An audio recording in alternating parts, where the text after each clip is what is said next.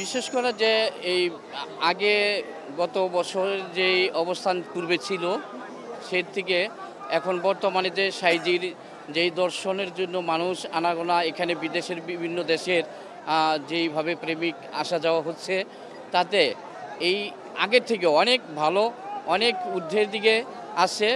আসলে আমি আরেকটা কথা বলতে চাই যে আমাদের এই সাইজির বিষয়টা নিয়ে কিন্তু একটা ওহাবির রাজত্ব কায়েম করার জন্য চেষ্টা করতেছিলেন যাতে এই অনুষ্ঠানটা যাতে না হয়, কিন্তু সাইজির তার সত্যর বাণী সেই সত্যই রয়ে গেছে, সত্যই তুলে ধরছেন।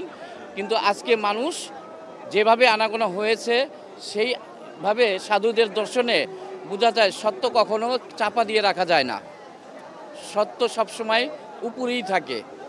এখন দেখা যায় যে এই বছরে যেরকম মানুষ হয়েছে বিশ্বের সর্বজাতির মানুষ এখানে উপস্থিত হয়েছেন।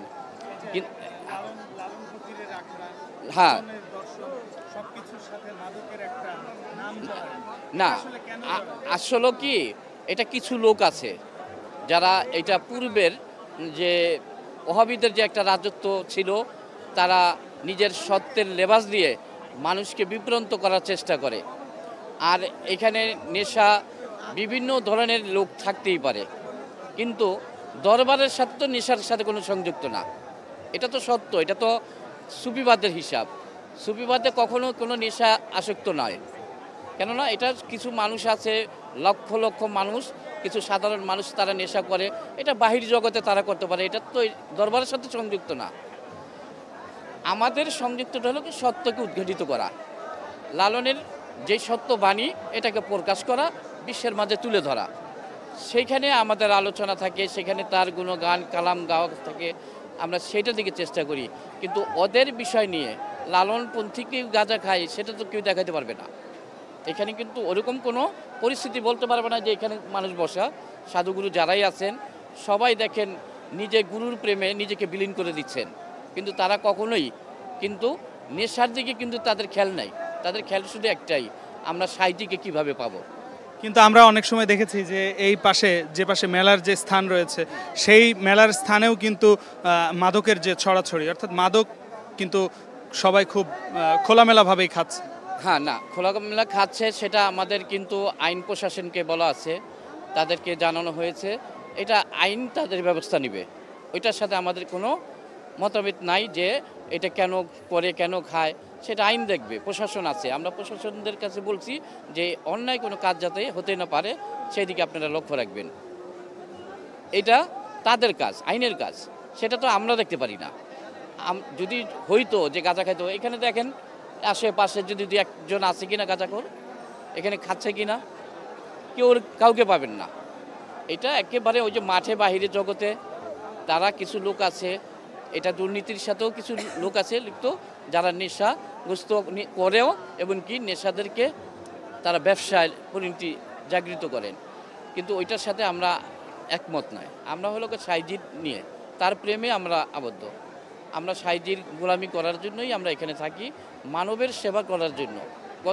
চাপ অনুভবটা আছে শুধু এইটাই, দেখা যাচ্ছে যে এখন বর্তমানে পরিস্থিতিটা যেরকম মাজার ভাঙচুর, দেশে যেরকম অকারেন্স ঘটনা ঘটতেছে, মানুষের মাঝে খুব ভয় ছিল, কিন্তু সেই ভয়ের অবস্থান থেকে দেখা যায় মানুষকে সেটাকে কিন্তু চাপা দিয়ে রাখতে পারেন নাই। কিন্তু আসলে তো যারা অলির প্রেমিক তারা যে দেশেই অলির দর্শন নেওয়ার জন্য তারা মনে প্রাণে ছুটে আসেন। তাই এবার আগের থেকে সেই প্রেমিকরা বিশ্বের সর্বদেশের মানুষ এখানে এবার উপস্থিত হয়েছেন। তাদের ভিতরে যে গুরুর প্রতি অলির প্রতি যে ভালোবাসা আছেন সেটা আজকের এই লালনের বাজার দিয়ে, লালনের দর্শন দিয়েই সেটাকে আমরা পরিচয় পাইলাম। দেখেন, অলি বলতে আমরা কি বুঝি? অলি আল্লাহ, আল্লাহ কিন্তু অলি নয়, অলি আল্লাহ।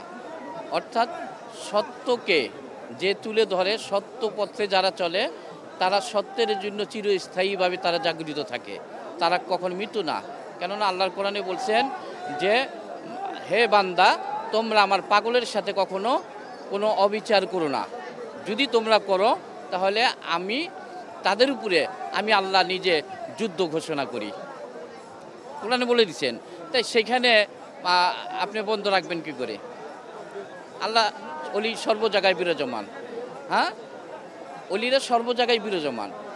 সাধারণ মানুষ তারে কে স্বপ্নে দেখে, কিন্তু এখানে দেখেন লালন সাইজির প্রেমে যদি সে মানুষের মাঝে হৃদয়ে যদি থাকে কে, আল্লাহ সর্ব জায়গায় বিরাজমান। যদি এই কথা বলে থাকি তাহলে এই সাইজি সবার মাঝে কেন বিরাজমান, কেন আছে তারা?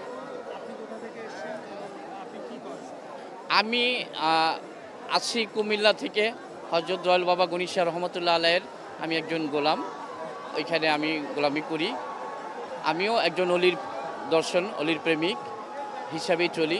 আসলে তাদের ধুলার যোগ্যতাও আমরা না, কিন্তু তাদের নাম গুণগান নিয়ে চলাটাই আমাদের ধর্ম।